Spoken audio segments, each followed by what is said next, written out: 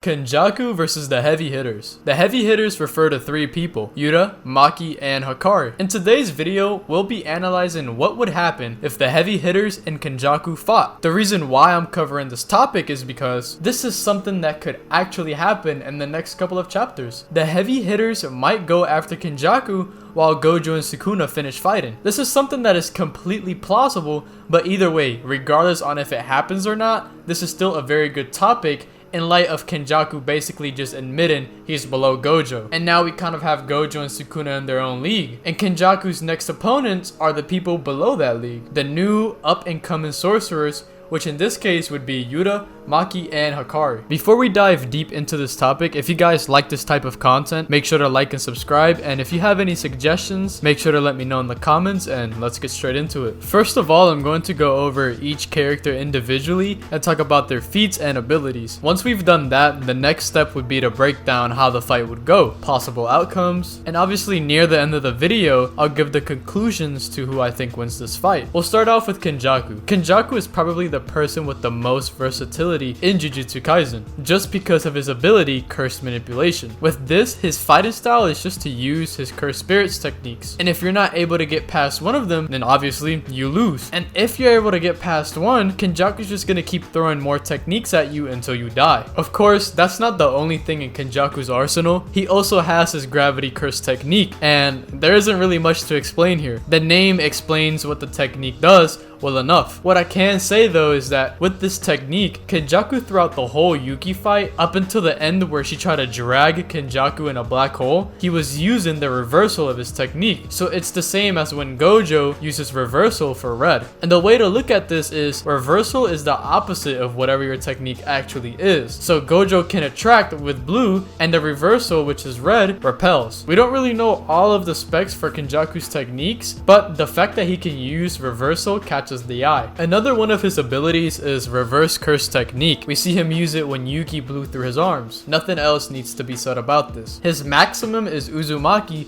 which condenses all of the curse energy from every curse spirit he has stored and throws it at his enemy. Doing this though goes against curse spirit manipulation, because the strength of that is having all of these curse spirits to have a great number of techniques. Then we have his domain, which is called Womb Perfusion. Like Sukuna, Kenjaku can summon his domain barrierless. This is no surprise though, because he rivals Tengen in barrier expertise, and the whole lore behind Kenjaku is that he is this barrier demon god. As for Kenjaku's strength, a lot of people just kind of go with the notion he's the third strongest, which is fine because no one seems to be able to stop him at all. He seems to be in control of everything, and the only people that can stop him is Gojo and Sukuna. That's all for Kenjaku. Now we're gonna go on and talk about the heavy hitters. We'll start with Maki. Maki, when we talk about physically strongest without curse energy, her and Toji are at the top. This is just stated. They're physically stronger than even Gojo. And I think without curse energy, when it comes to just pure physicality, so like endurance, stamina, durability, no one else compares except maybe Yuji. Obviously though, Gojo, Sukuna, and the other high tiers can still be above Maki because of curse energy, but she is just the best physically. It's the whole point of heavenly restriction. No curse energy, and in return, you maximize all of your physicals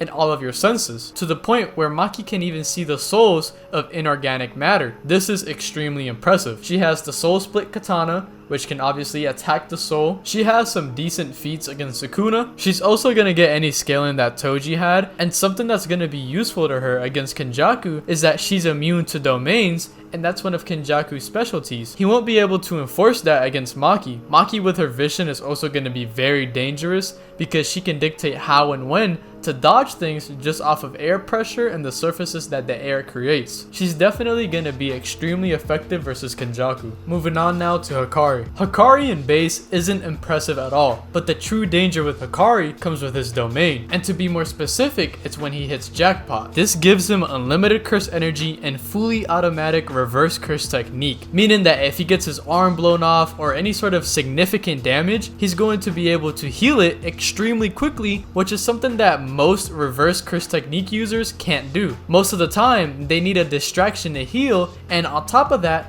they have to worry about their curse energy levels because reverse curse technique takes up a lot of curse energy. Hakari doesn't have to worry about this while in Jackpot. He just heals freely without any consequences. Apart from Jackpot, Hakari doesn't really have anything else. It's said that while on a roll, Hakari is stronger than Yuta, and we've seen Hakari being able to contend with Kashimo, who's hyped up to be able to take on Sukuna with his curse technique. On to Yuta. Yuta is a handful. He has more curse energy than Gojo, and Yuta's strength comes from his elite reinforcement of curse energy. With him is Rika, which is also his curse technique. She's able to scale to people who scales to Yuta, so she's definitely around the same level as Yuta, probably stronger with a love amp like she had in Volume 0. Yuta has curse speech too, which has been relatively effective each time he uses it. He also has the copy curse technique. Now, it is argued a lot on if it has a condition or not. Regardless of this, his technique just copies other people's curse techniques. And of course,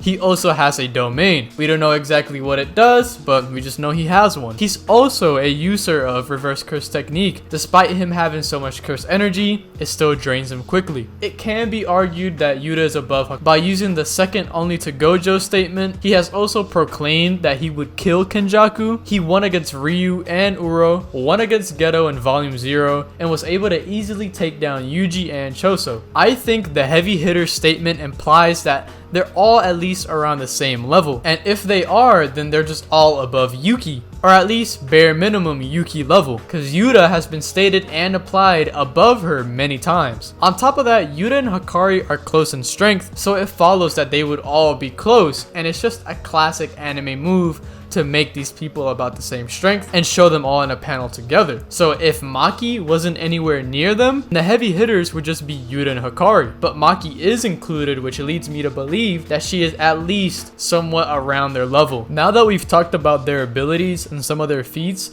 let's get into what would happen if the heavy hitters were to fight Kenjaku. The way I think it would happen is while Gojo and Sukuna are fighting, the heavy hitter squad would pursue and try to find Kenjaku. At some point, they end up finding him and they end up in a standoff. From here, it gets bad. A convincing way to look at how this fight would go is to examine Yuki and Choso versus Kenjaku. They were able to press Kenjaku and almost ended up winning. Imagine the same scenario except with 4 people, which are all bare minimum on the same level as Yuki. Kenjaku is just gonna get overwhelmed so easily. And yes, I did say 4 because Yuta has Rika. It's gonna be a Jujutsu Kaisen classic. Just how Yuji and Nanami jumped Mahito, that's how Kenjaku is gonna get done. On the real though, Kenjaku is probably gonna go to his best bet and go for a domain battle. But before he could even fully expand his domain, Hakari would be the first to react and summon his domain, shortly followed by Yuta. While they have a domain clash,